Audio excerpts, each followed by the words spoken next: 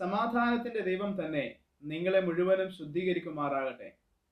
നിങ്ങളുടെ ആത്മാവും പ്രാണനും ദേഹവും അശേഷം നമ്മുടെ കർത്താവായ യേശു ക്രിസ്തുവിന്റെ പ്രത്യക്ഷതയിൽ അനന്യമായി വെളിപ്പെടുവാൻ തക്കവണ്ണം കാക്കപ്പെടുമാറാകട്ടെ. തെസ്സലോനിക്യ ലേഖനം അതിന്റെ 5-ാം അധ്യായം 23-ാമത്തെ വാക്യമാണ് ഇപ്പോൾ ഞാൻ വായിച്ചത്. തെസ്സലോനിക്കർക്ക് അപ്പോസ്തലനായ പൗലോസ് 2 ലേഖനങ്ങൾ എഴുതിയതിൽ ഒന്നാമത്തെ ലേഖനത്തിന്റെ 5-ാം അധ്യായം 23-ാമത്തെ വാക്യത്തിലാണ് ഈ വേദഭാഗം, ഞാനിപ്പോൾ വായിച്ചതായ വേദഭാഗം രേഖപ്പെടുത്തിയിരിക്കുന്നത്. അവിടെ പറഞ്ഞിരിക്കുന്നതായ ചില കാര്യങ്ങളുണ്ട്. അതിനെക്കുറിച്ച് ഇന്ന് രാത്രിയിൽ ചില വിഷയങ്ങൾ സംസാരിച്ച് പ്രാർത്ഥിക്കുവാൻ ഞാൻ കർത്താവിൽ ശരണപ്പെടുന്നു. സമാധാനത്തിന്റെ ദൈവം തന്നെ നിങ്ങളെ മുഴുവനും ശുദ്ധീകരിക്കുമാറാകട്ടെ. നിങ്ങളുടെ ആത്മാവും പ്രാണനും ദേഹവും അശേഷം നമ്മുടെ കർത്താവായ യേശു ക്രിസ്തുവിന്റെ പ്രത്യക്ഷതയിൽ അനന്യമായി വെളിപ്പെടും വണ്ണം കാക്കപ്പെടുമാറാകട്ടെ. Praise the Lord.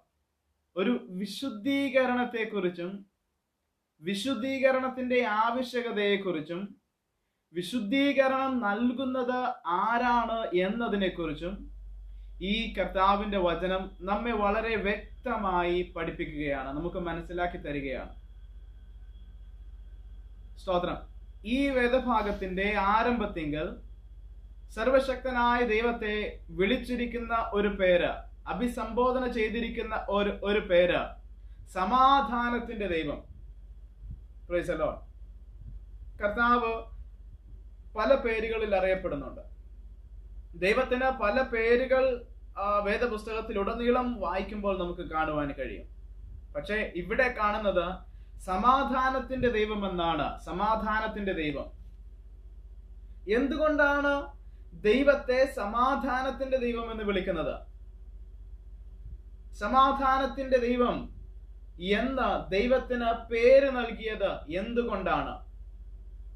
വേദപുസ്തകത്തിൽ ഉടനീളം നാം പരിശോധിക്കുമ്പോൾ ചില വിഷയങ്ങളുടെ അടിസ്ഥാനത്തിൽ നമുക്ക് അതിനെ മനസ്സിലാക്കുവാൻ സാധിക്കും. സമാധാനത്തിന്റെ ദൈവം ഈ യഹൂദരുടെ പാരമ്പര്യത്തിൽ നമുക്ക് കാണുവാൻ കഴിയുന്ന ഒരു കാര്യമുണ്ട്. ഒരു യഹൂദൻ മറ്റൊരു യഹൂദനെ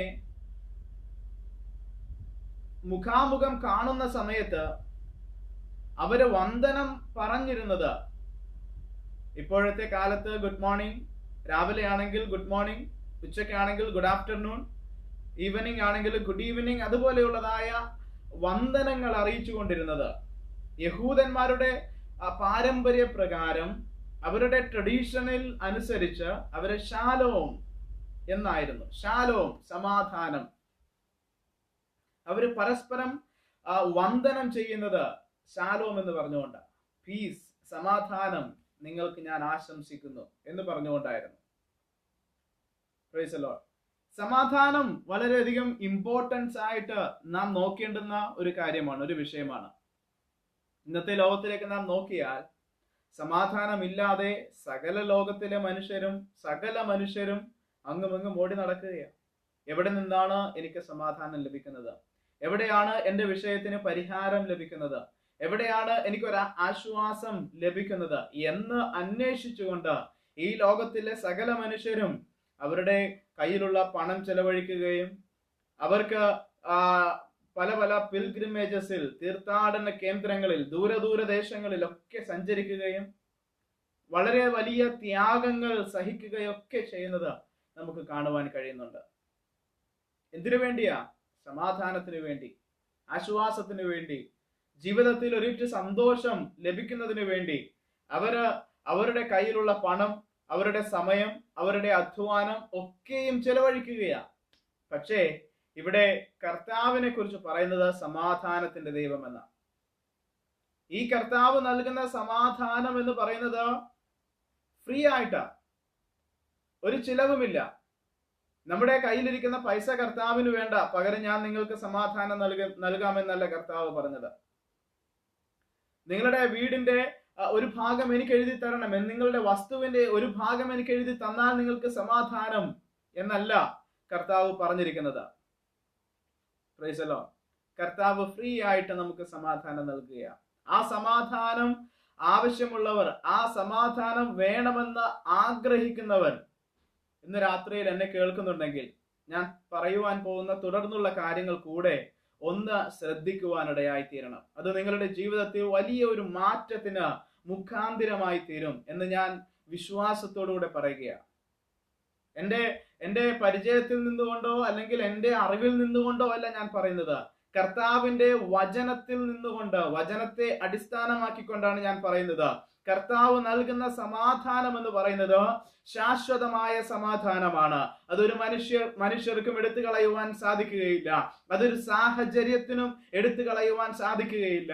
നമ്മുടെ ജീവിതത്തിൽ പ്രതികൂലങ്ങൾ കടന്നു വരുമ്പോൾ, വേദനയുടെ അനുഭവങ്ങൾ കടന്നു വരുമ്പോൾ, കണ്ണുനീരിൻ്റെതായ അനുഭവങ്ങൾ നമ്മുടെ ജീവിതത്തിൽ കടന്നു വരുമ്പോൾ, ആ സാഹചര്യങ്ങൾ നമ്മുടെ സമാധാനം എടുത്തു കളയുകയില്ല. അങ്ങനെ ഒരു സമാധാനമാണ് ഇന്ന് രാത്രിയിൽ ദൈവം നമുക്ക് പ്രോമിസ് ചെയ്യുന്നത്, വാഗ്ദാനം ചെയ്യുന്നത്. പ്രൈസ് ദി ലോർഡ്, ഹല്ലേലൂയ. നമ്മുടെ ജീവിതത്തിൽ ഒരു പ്രതികൂലം കടന്നു വരുമ്പോൾ, വേദന കടന്നു വരുമ്പോൾ, ആ വേദനയുടെ, പ്രതിസന്ധിയുടെ, ആ കണ്ണുനീരിന്റെ അനുഭവത്തിന്റെ നടുവിൽ നമ്മെ ആശ്വസിപ്പിക്കുവാൻ നമ്മുടെ സ്നേഹിതർ, നമ്മുടെ ബന്ധുമിത്രാദികൾ പലരും കടന്നു വന്നേക്കാം. പക്ഷേ അവരുടെ ആശ്വാസ വാക്കുകളോ അവർ നൽകുന്ന ധൈര്യത്തിനോ പരിമിതികളുണ്ട്, പരിമിതികൾ. ഇയ്യോബ് വലിയ കഷ്ടത്തിലായിരുന്നു. അവന്റെ ശരീരം മുഴുവനും വ്രണങ്ങൾ കൊണ്ട് നിറഞ്ഞു. അവനുണ്ടായിരുന്ന സമ്പത്ത് നഷ്ടപ്പെട്ടു, അവന്റെ മക്കൾ നഷ്ടപ്പെട്ടു. അവന്റെ സ്വന്തം ശരീരം പോലും അവനെ ത്യജിച്ചു കളയുവാനിടയായി. സ്തോത്രം. ആ ഒരു സാഹചര്യത്തിലായിരിക്കുമ്പോൾ അവന്റെ സ്നേഹിതന്മാർ കടന്നു വന്ന് അവനെ ആശ്വസിപ്പിക്കുന്ന ചില ആശ്വാസ വചനങ്ങൾ കേട്ടുകഴിഞ്ഞപ്പോൾ ഇയ്യോബ് പറഞ്ഞൊരു കാര്യമുണ്ട്: നിങ്ങളൊക്കെയും വ്യസനിപ്പിക്കുന്ന ആശ്വാസകന്മാർ, വ്യസനിപ്പിക്കുന്ന ആശ്വാസകന്മാർ.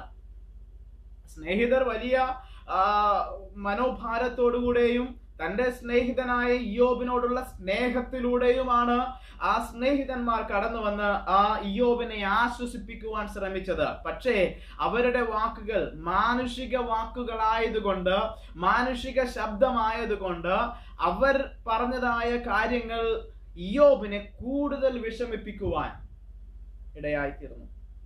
അവനുണ്ടായിരുന്ന ധൈര്യവും ഇയ്യോബിനുണ്ടായിരുന്നതായ ആശ്വാസവും കൂടെ നഷ്ടപ്പെട്ടു പോയി.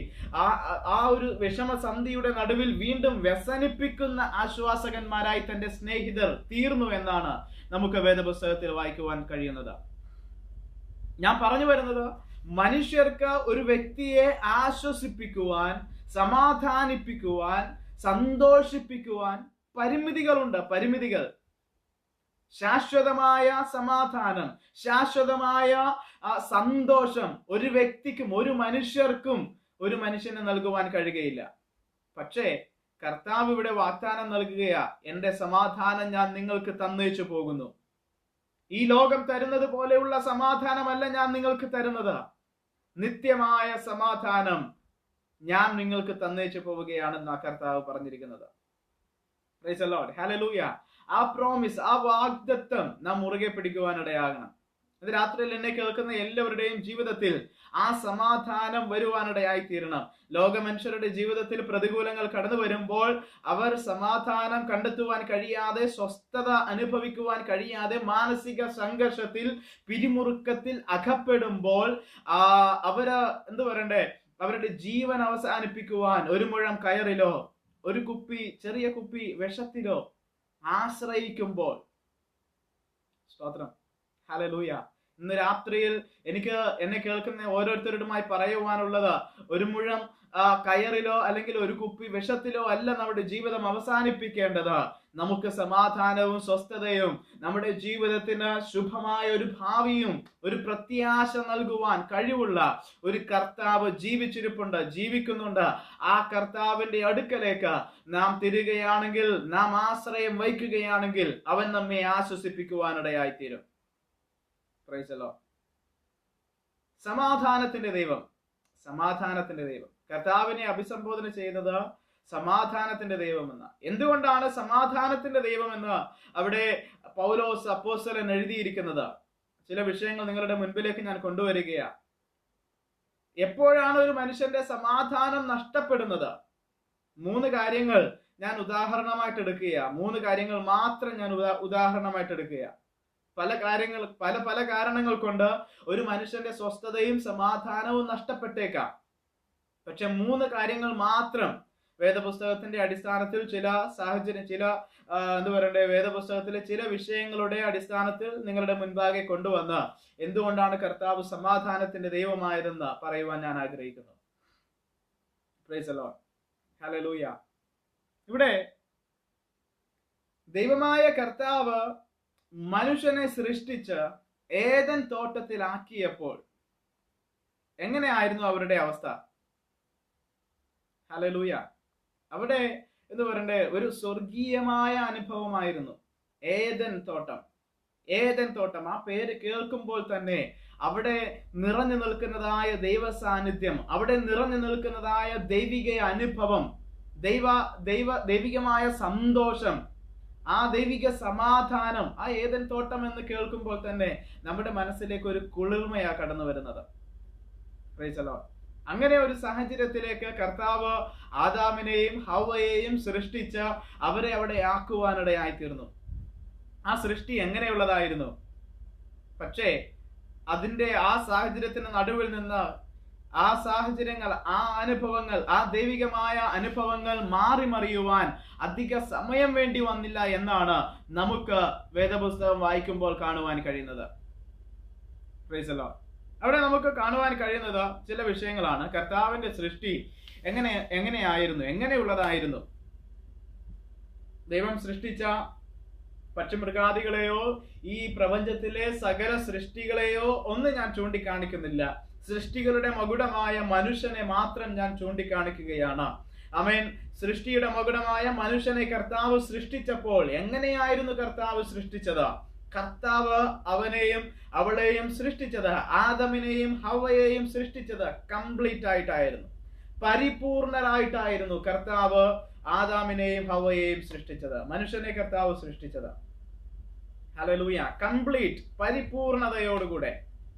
മറ്റ് സൃഷ്ടികൾ കർത്താവ് നടത്തിയപ്പോൾ, സ്തോത്രം, ഹല്ലേലൂയ, ആമേൻ, അതിനേക്കാൾ ഉപരിയായി തന്റെ വാക്കുകൾ കൊണ്ട് മറ്റുള്ള സൃഷ്ടികളൊക്കെയും കർത്താവ് ചെയ്തു. എല്ലാത്തിനെയും ശൂന്യതയിൽ നിന്ന് കർത്താവ് വിളിച്ചു വരുത്തി. പക്ഷേ മനുഷ്യനെ സൃഷ്ടിച്ചത് തന്റെ സ്വന്തം കരങ്ങൾ കൊണ്ട്. നിലത്തെ പൊടിയെടുത്ത് കർത്താവ് മെനഞ്ഞുണ്ടാക്കി പണിതു എന്നാണ് നാം വായിക്കുന്നത്. Price the Lord. കർത്താവിന്റെ കരങ്ങൾ കൊണ്ട് പണിയപ്പെട്ട മനുഷ്യൻ പരിപൂർണരാകാതെ മറ്റെങ്ങനെ ആയിത്തീരും? സ്തോത്രം, ഹല്ലേലൂയ.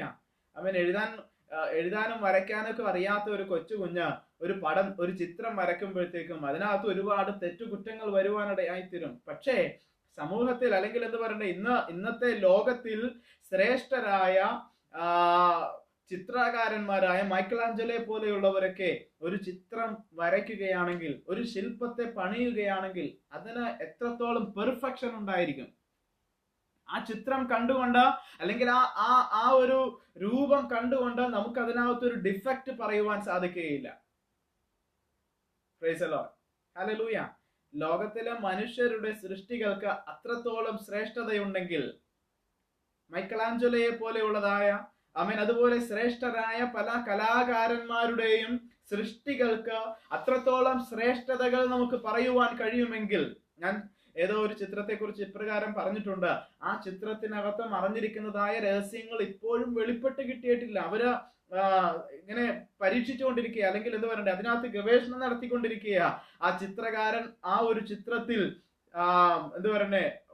വരച്ചു വെച്ചിരിക്കുന്നതായ രഹസ്യങ്ങൾ അതിനെ കണ്ടെത്തുവാനായിട്ട് ഗവേഷണം ചെയ്തുകൊണ്ടിരിക്കുന്നതായി ഞാൻ വായിക്കുകയുണ്ടായി.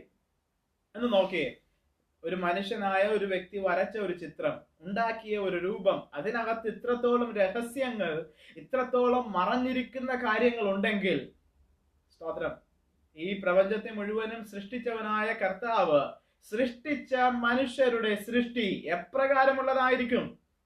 അത് കംപ്ലീറ്റ് അല്ലാതെ, അത് പെർഫെക്റ്റ് അല്ലാതെ, സ്തോത്രം, എങ്ങനെയായിരിക്കും?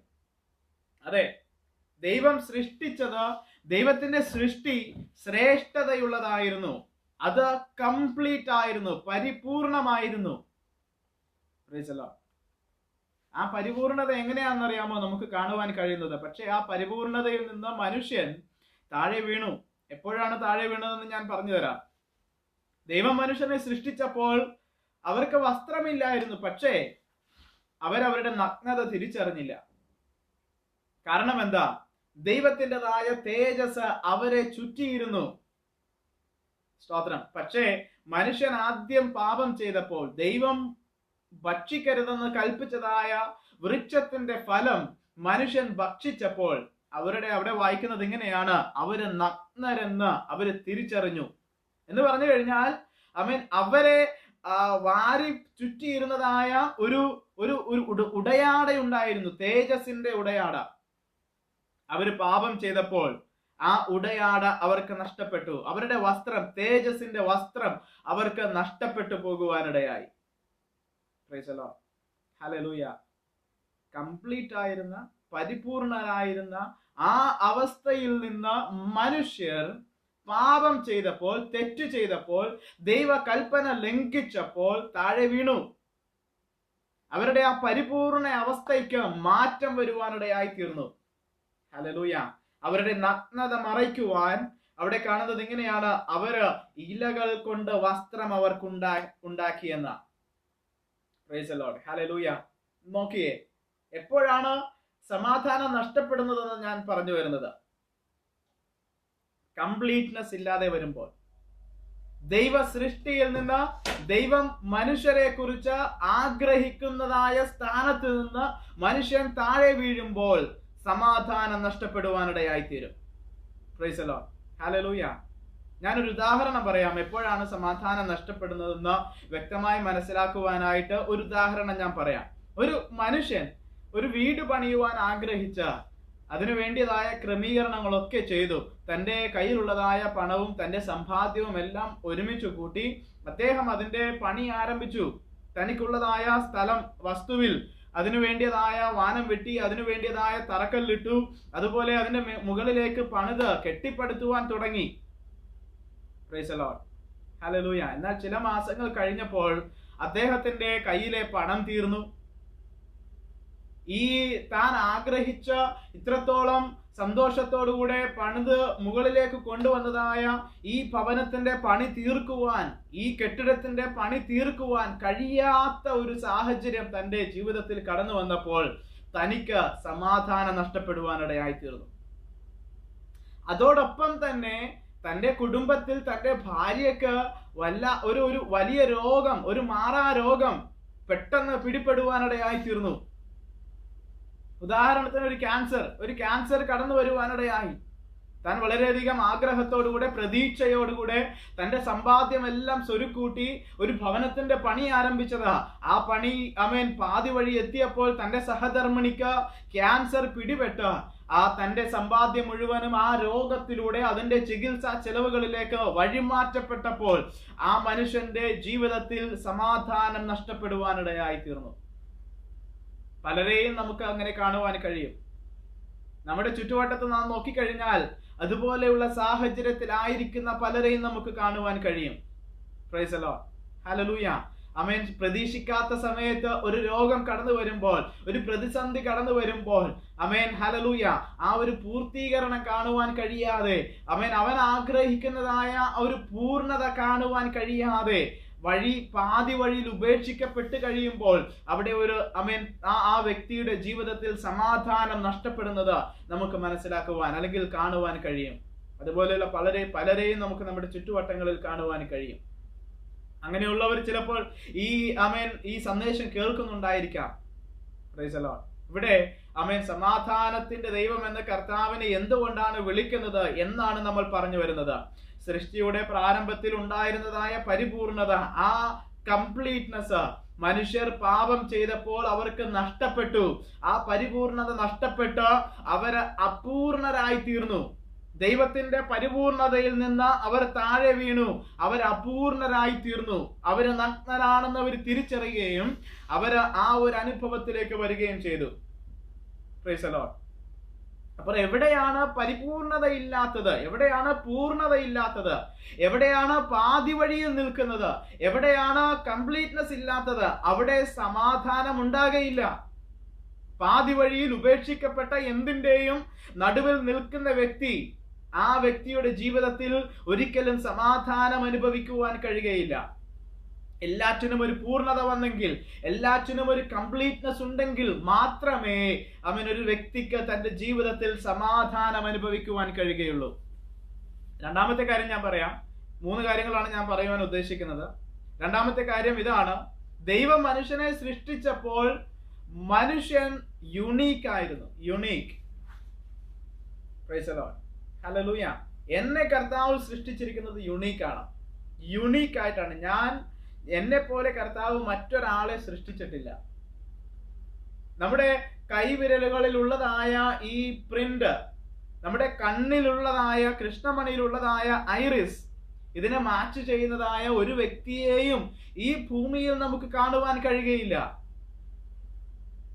5 വൻകരകളിൽ ഏത് രാജ്യത്തിൽ കടന്നു പോയാലും നമ്മുടെ ഐറിസിനെ മാച്ച് ചെയ്യുന്നതും നമ്മുടെ തമ്പ് ഇംപ്രഷന് മാച്ച് ചെയ്യുന്നതുമായ രേഖകളുള്ള ഒരു വ്യക്തിയെയും നമുക്ക് കണ്ടെത്തുവാൻ കഴിയുകയില്ല. എന്ന് പറഞ്ഞു കഴിഞ്ഞാൽ എന്റെ കർത്താവ് എന്നെ സൃഷ്ടിച്ചിരിക്കുന്നത് യുണീക്ക് ആയിട്ടാണ്. യുണീക്ക്.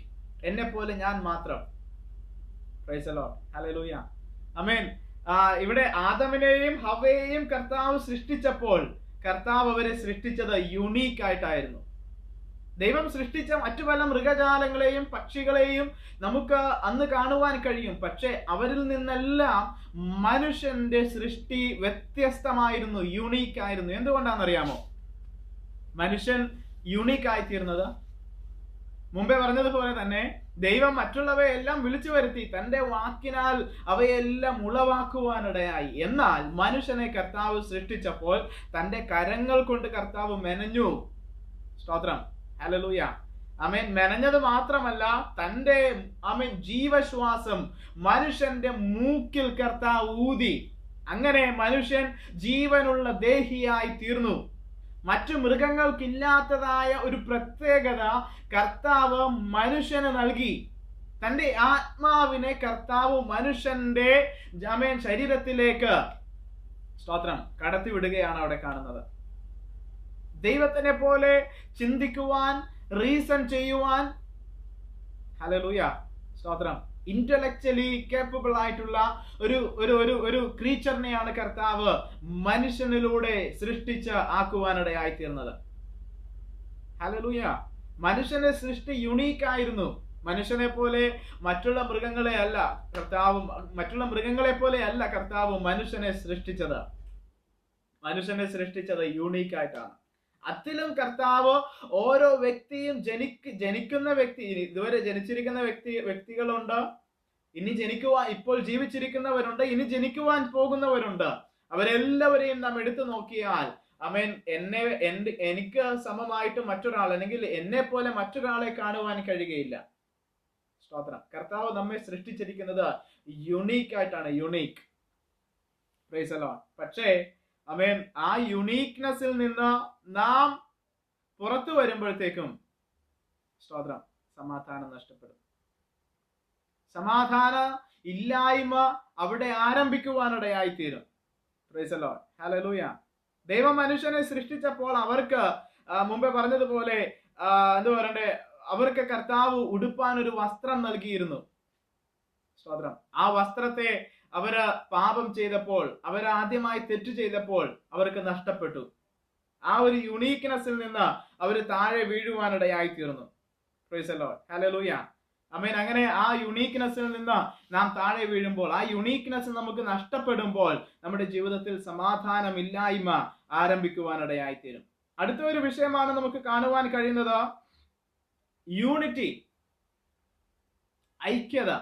ഐക്യത ഇല്ലാതെ വരുമ്പോൾ സമാധാനം നഷ്ടപ്പെടുവാനിടയായിത്തീരും. Praise the lord. ഹല്ലേലൂയ. ആമേൻ. സഹോദരൻ, നാം ഒന്ന് നോക്കിയാൽ അവിടെ ആ ഉൽപ്പത്തി പുസ്തകത്തിന്റെ ആദ്യത്തെ അധ്യായങ്ങളിൽ വായിക്കുമ്പോൾ എങ്ങനെയാണ് കാണുന്നത്? എന്നും വൈകിട്ട് വെയിലാറുമ്പോൾ ദൈവം സ്വർഗത്തിൽ നിന്ന് ഇറങ്ങി വരും. ഇറങ്ങി വന്ന് മനുഷ്യനോട് കൂടെ കർത്താവ് സല്ലപിക്കുന്നതായ കാര്യങ്ങളൊക്കെ നമുക്ക് ആ ഭാഗങ്ങളിൽ കാണുവാൻ കഴിയുന്നുണ്ട്. അതൊന്നും എടുത്ത് ഞാൻ വായിക്കുന്നില്ല. സ്തോത്രം. എന്നും വൈകിട്ട് വെയിലാറുന്ന സമയത്ത് സ്വർഗസ്ഥനായ ദൈവം താഴെ ഈ ഏദൻ തോട്ടത്തിലേക്ക് ഇറങ്ങി വന്ന് അന്നത്തെ മനുഷ്യരായ ആദാമിനോടും ഹവ്വയോടും കൂടെ സമയം ചിലവഴിച്ചിരുന്നു.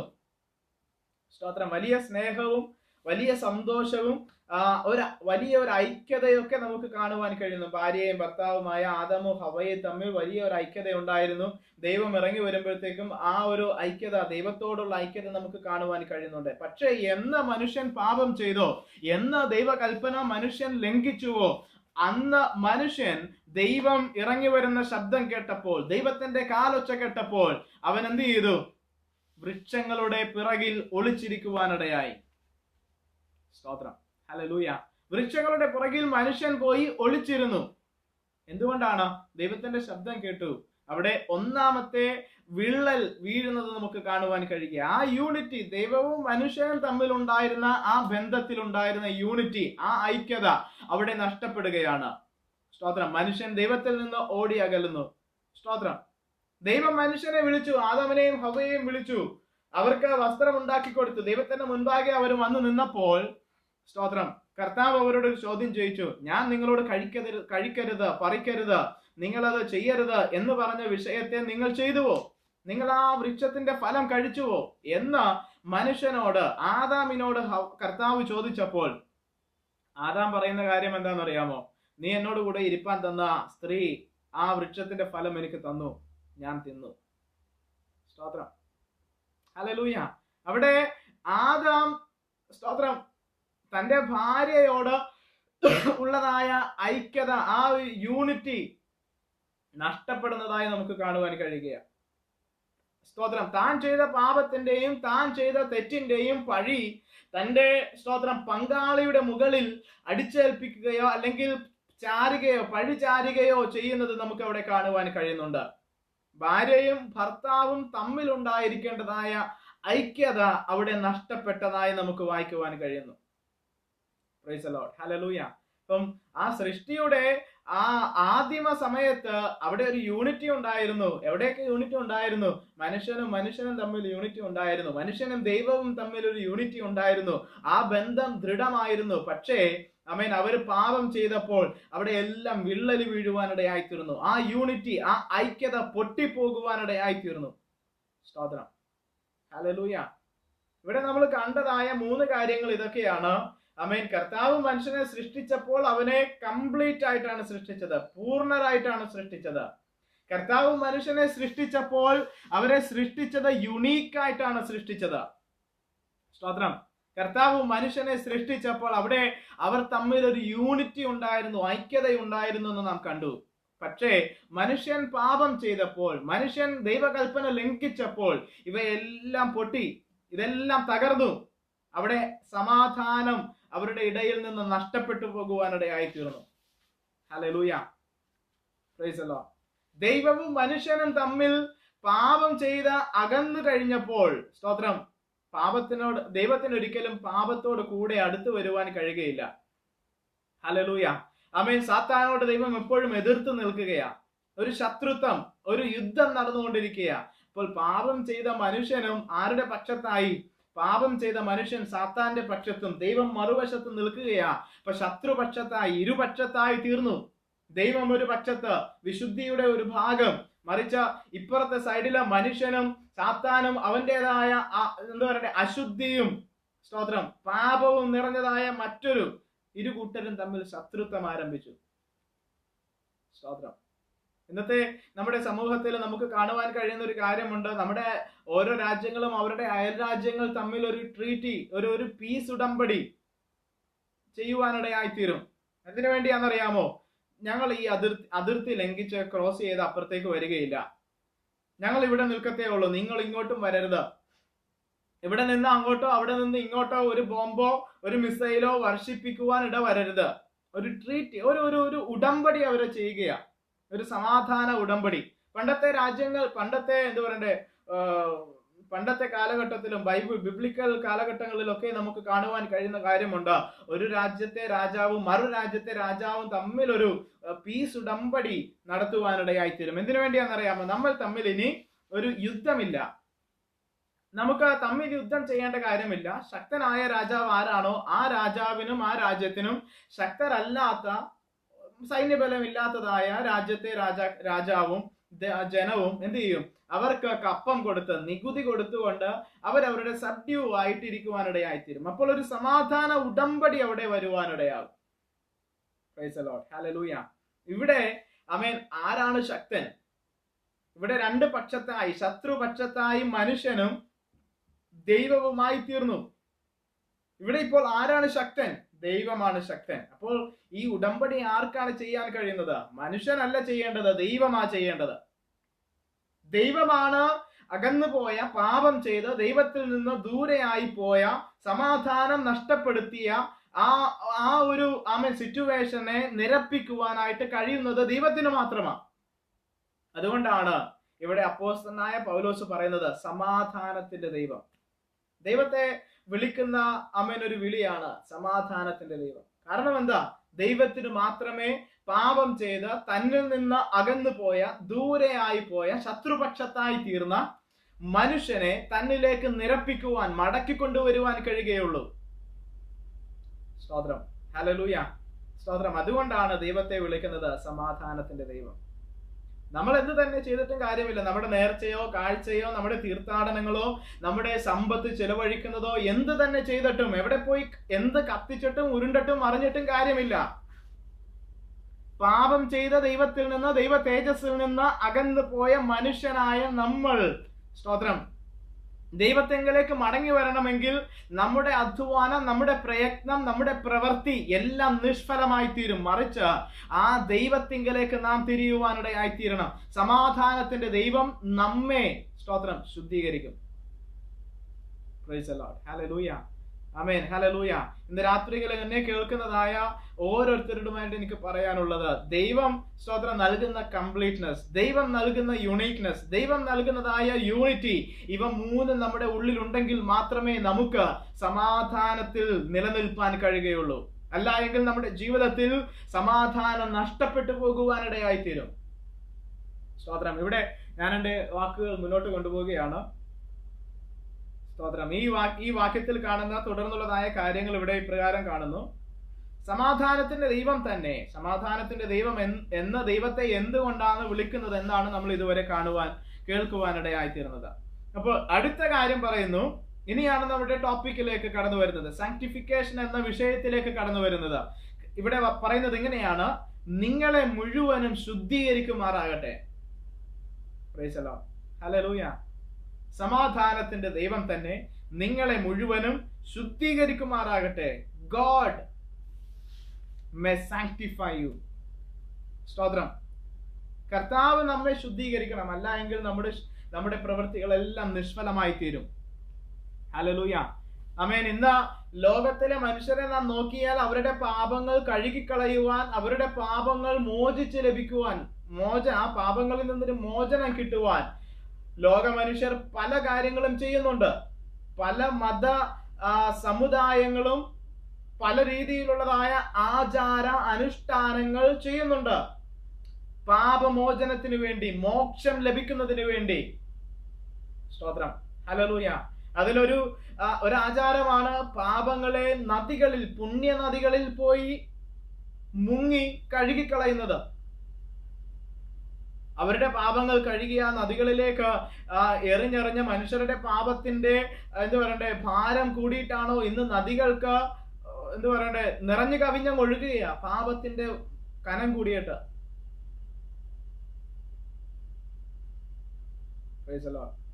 ഹല്ലേലൂയ. ഈ നദികൾക്കൊന്നും, ഈ പുണ്യ നദികൾ എന്ന് പറയുന്ന ഒരു നദികൾക്കും മനുഷ്യന്റെ പാപം കഴുകിക്കളയുവാൻ കഴിയുകയില്ല. Price the Lord.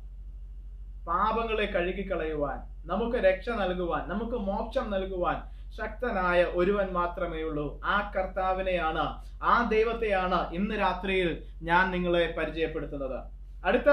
അടുത്ത ഭാഗം ഇപ്രകാരം പറയുന്നു: ശുദ്ധീകരിക്കുമാറാകട്ടെ നിങ്ങളുടെ ആത്മാവ്, പ്രാണൻ, ദേഹം, സ്തോത്രം, അശേഷം നമ്മുടെ കർത്താവായ യേശു ക്രിസ്തുവിന്റെ പ്രത്യക്ഷതയിൽ അനന്യമായി വെളിപ്പെടുമാറാകട്ടെ, അല്ലെങ്കിൽ കാക്കപ്പെടുമാറാകട്ടെ.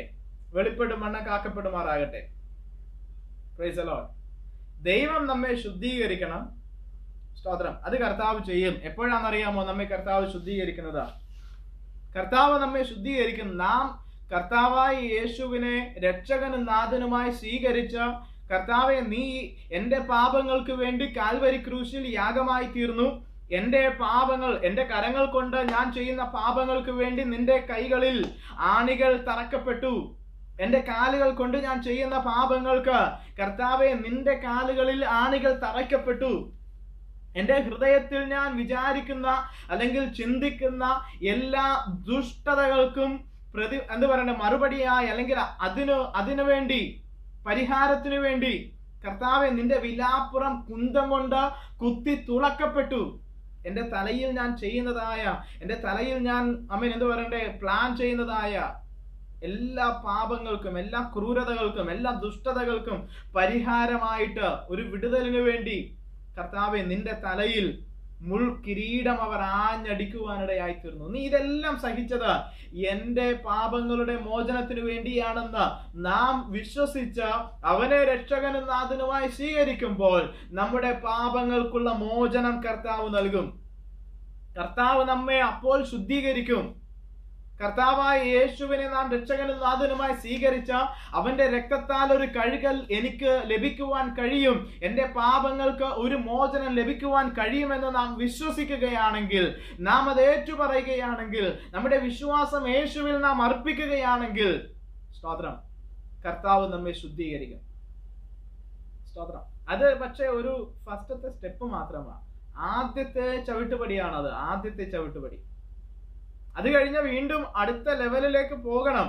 അതാണ് ഇവിടെ പറയുന്നത്. അതിന്റെ തുടർന്നുള്ള വാക്യത്തിൽ പറയുകയാണ്, നിങ്ങളുടെ ആത്മാവും പ്രാണനും ദേഹവും അശേഷം കർത്താവായ യേശു ക്രിസ്തുവിന്റെ പ്രത്യക്ഷതയിൽ അനന്യമായി വെളിപ്പെടും വണ്ണം കാക്കപ്പെടണം.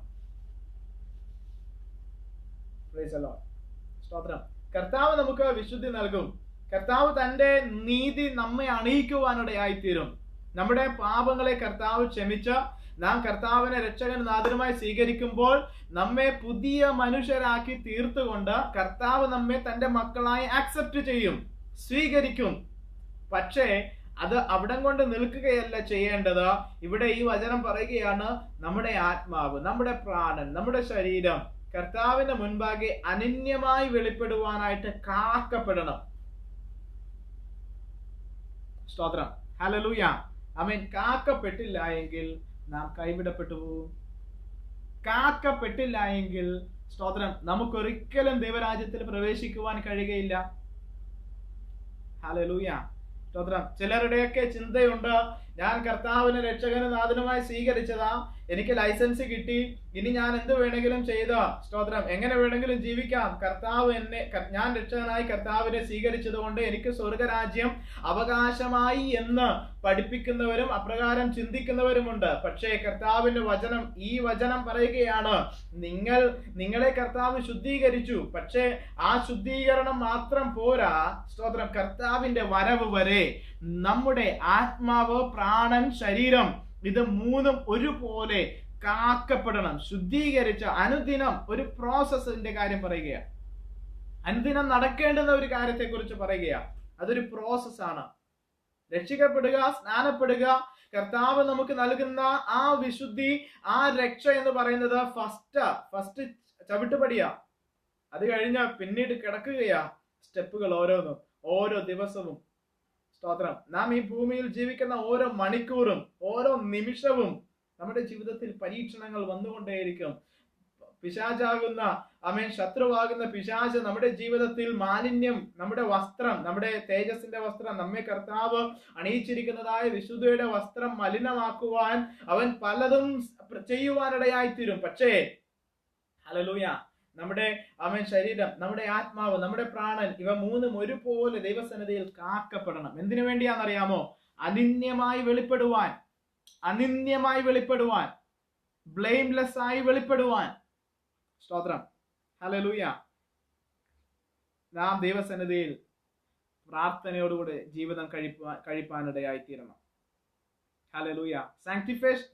Sanctification of our spirit and soul and body. സ്തോത്രം. അതിനെക്കുറിച്ചാണ് നമുക്ക് അവിടെ കാണുവാൻ കഴിയുന്നത്.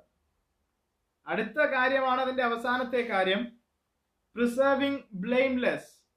കാക്കപ്പെടണം. ഹല്ലേലൂയ. എങ്ങനെയാണ് കാക്കപ്പെടേണ്ടത്? ഞാൻ എൻ്റെ മെസ്സേജിന്റെ സന്ദേശത്തിന്റെ അവസാന ഭാഗത്തേക്ക് കടന്നു വരികയാണ്. എങ്ങനെയാണ് കാക്കപ്പെടുന്നത്? ഞാനൊരു ഉദാഹരണം പറയാം. ആ ഉദാഹരണം ഇതാണ്. നമ്മുടെ നാട്ടിലൊക്കെ, നാട്ടിൻപുറങ്ങളിലൊക്കെ മീനിനെ ഉണക്കി സൂക്ഷിക്കാറുണ്ട്. എന്തിനായി ഉണക്കി? മീന് മാത്രമല്ല, അച്ചാറിടുവാൻ, അതുപോലെ തന്നെ മാങ്ങയും അതുപോലെ മറ്റു പല ഫലങ്ങളൊക്കെ ഉണക്കി സൂക്ഷിക്കാറുണ്ട്. എന്തിനു വേണ്ടിയാ ഉണക്കി സൂക്ഷിക്കുന്നത്? സ്തോത്രം. പിന്നത്തേതിനു വേണ്ടി, പിന്നെ ഒരു സമയത്തേക്ക് വേണ്ടി ഉപയോഗിക്കുവാനായി. സ്തോത്രം. ഹല്ലേലൂയ. മീനിന്റെ ഉദാഹരണം എടുത്തു കഴിഞ്ഞാൽ, മീനിനെ എങ്ങനെയാണ് സൂക്ഷിക്കുന്നത്? അതിനെ ക്ലീൻ ചെയ്ത് അതിന്റെ എന്താ പറയണ്ടേ, ആ മീനിൽ മുഴുവനും ഉപ്പ് പുരട്ടി വെയിലത്ത് വെച്ച് ഉണക്കിയെടുത്ത് ഈർപ്പം തട്ടാത്ത ഒരു ഭരണിയിലോ അല്ലെങ്കിൽ എവിടെയെങ്കിലും സൂക്ഷിച്ചു വെക്കുവാനിടയായിത്തീരും. സ്തോത്രം. ഈ പ്രോസസ്സിൽ എന്തെങ്കിലും തകരാറ് വന്നു കഴിഞ്ഞാൽ, ഈ ചെയ്യേണ്ടതായ കാര്യങ്ങളിൽ, ക്ലീനിങ്ങിലോ അല്ലെങ്കിൽ അതിന്റെ ഉണക്കലിലോ എന്തെങ്കിലും ഒരു തകരാറ് വന്നു കഴിഞ്ഞാൽ, ഈ മീനിന്റെ അകത്ത് ദുർഗന്ധം വമിക്കുകയും ചീഞ്ഞ് അത് നാറി ഉപയോഗശൂന്യമായി പോവുകയും ചെയ്യും. എന്താണ് ഇങ്ങനെ അതിനെ ഉപയോഗശൂന്യമാക്കി തീർക്കുന്നത്? അതിനകത്ത് ഉള്ളതായ വാട്ടർ കണ്ടന്റ്, ജലത്തിന്റെ അംശം മീനിന്റെ മാംസത്തിനകത്ത് നിലനിൽക്കുകയാണെങ്കിൽ, അതിന്റെ ആ ഉണക്കൽ ശരിയായില്ല എങ്കിൽ അത് ചീഞ്ഞു പോകുവാനിടയായിത്തീരും. അത് ഉപയോഗശൂന്യമായി തീരുവാനിടയായിത്തീരും. Praise the lord. ഒരു തുള്ളി വെള്ളം ആ മീനിന്റെ മാംസത്തിൽ ഇരുന്നാൽ മതി, ആ മീനും നശിഞ്ഞു പോകും, അതിനോട് കൂടെ ഇരിക്കുന്നതായ മീനുകളും ഒരുപോലെ നശിഞ്ഞു പോകുവാനിടയായിത്തീരും. അത് മുഴുവനും, ആ ഭരണിയിൽ സൂക്ഷിച്ചിരിക്കുന്ന മീനുകൾ മുഴുവനും ഉപയോഗശൂന്യമായി തീരും. സ്തോത്രം. ഹല്ലേലൂയ. അതുപോലെ ആമേൻ, ഈ ലോകത്തിലായിരിക്കുന്ന മനുഷ്യരെ കർത്താവ് പ്രിസർവ് ചെയ്യണം. കർത്താവ് ബ്ലെയിംലെസ് ആയി പ്രിസർവ് ചെയ്യണം, കാക്കണം. നാം നമ്മെ തന്നെ സൂക്ഷിക്കണം. ഹല്ലേലൂയ. അല്ല എങ്കിൽ, സ്തോത്രം, ഈ ഇപ്പൊ പറഞ്ഞ ഉദാഹരണത്തിലെ പോലെ ഒരു ജലത്തിന്റെ ഒരു അംശം, വെള്ളത്തിന്റെ ഒരു കണിക നമ്മുടെ ഉള്ളിൽ ഉണ്ടെങ്കിൽ, സ്തോത്രം, അത് നമ്മെ ചീത്തയാക്കും, നമ്മെ പാപത്തിലേക്ക് തള്ളിയിടും. സ്തോത്രം. അതോടൊപ്പം തന്നെ നമ്മുടെ അടുക്കലുള്ളവരൊക്കെയും അത് സ്വാധീനിക്കുവാനിടയായിത്തീരും. സ്തോത്രം. ഒരു ഉദാഹരണം ഇപ്രകാരം ഞാൻ കേട്ടിട്ടുണ്ട്. വെള്ളത്തിലൂടെ, സമുദ്രത്തിലൂടെ സഞ്ചരിക്കുന്ന ഒരു ബോട്ട്, ആ ബോട്ട് വെള്ളത്തിലാണ് സഞ്ചരിക്കുന്നത്. പക്ഷേ ആ സമുദ്രത്തിലെ വെള്ളം ആ ബോട്ടിനകത്ത് പ്രവേശിച്ചാൽ ആ ബോട്ട് മുങ്ങിപ്പോകുവാനിടയായിത്തീരും. സ്തോത്രം. എങ്ങനെയാണ് അതിനകത്ത് പ്രവേശിക്കുന്നത്? ഈ ബോട്ടിനകത്ത് ഒരു ഓട്ട വീണാൽ, ചെറിയൊരു ഹോള് വന്നാൽ, ഈ വെള്ളം മുഴുവനും ആ ബോട്ടിനകത്ത് പ്രവേശിക്കുകയും ആ ബോട്ട് സമുദ്രത്തിന്റെ അടിത്തട്ടിലേക്ക് മുങ്ങിത്താഴുകയും ചെയ്യും. Price the lord. ഹല്ലേലൂയ. സ്തോത്രം. മനസ്സിലാക്കേണ്ട ഒരു കാര്യമുണ്ട്. ലോകമാകുന്ന മഹാസാഗരത്തിലൂടെ വിശ്വാസികളാകുന്ന ദൈവജനം, സ്തോത്രം, ദൈവം നമുക്കായി ഒരുക്കിയിരിക്കുന്ന ശുഭ തുറമുഖത്തേക്ക് യാത്ര ചെയ്തുകൊണ്ടിരിക്കുകയാണ്. ജീവിതമാകുന്ന നൗകയിൽ യാത്ര ചെയ്തുകൊണ്ടിരിക്കുമ്പോൾ, നമ്മുടെ നൗകയിൽ ഇരുന്നു കൊണ്ട് നാം തന്നെ നമ്മുടെ നൗകയ്ക്ക്, നമ്മുടെ ബോട്ടിന് അവൻ തുളയിടുന്നവരായി തീരരുത്. തുളയിട്ട് കഴിഞ്ഞാൽ ലോകത്തിലെ മലിനജലം, ലോകത്തിൻ്റെതായ ജലം, സ്തോത്രം, ഈ ബോട്ടിനകത്ത് പ്രവേശിക്കുകയും ബോട്ടിനെ മുക്കിക്കളയുകയും ചെയ്യും. സ്തോത്രം. എന്താണ് ഈ ജലം? ഈ ലോകത്തിലുള്ളതായ പാപം, ശത്രുവിന്റെ സകല പ്രവർത്തികളും, ദുഷ്ടതകളും, അതിക്രമങ്ങളും, ഇവയെ എല്ലാം ഒരു വിശ്വാസിയുടെ ജീവിതത്തിലേക്ക് കടന്നു വന്നു കഴിഞ്ഞാൽ, സ്തോത്രം, ഹല്ലേലൂയ, ലോകത്തിന്റെ പ്രവർത്തികൾ ഒരു വിശ്വാസി ഏറ്റെടുത്തു കഴിഞ്ഞാൽ ആ വിശ്വാസിക്ക് ഒരിക്കലും അക്കരെ നാട്ടിൽ എത്തിച്ചേരുവാൻ കഴിയുകയില്ല. അതിനാണ് ഇവിടെ ബ്ലെയിംലെസ്ലി പ്രിസർവ്ഡ് ആയിരിക്കണം എന്നതിനെ കുറിച്ച് പറയുന്നത്. സ്തോത്രം. ഹല്ലേലൂയ. ആ വാക്യം ഞാൻ ഒരിക്കൽ കൂടെ വായിച്ച് പ്രാർത്ഥിക്കുവാൻ കർത്താവ് ശരണപ്പെടുകയാണ്.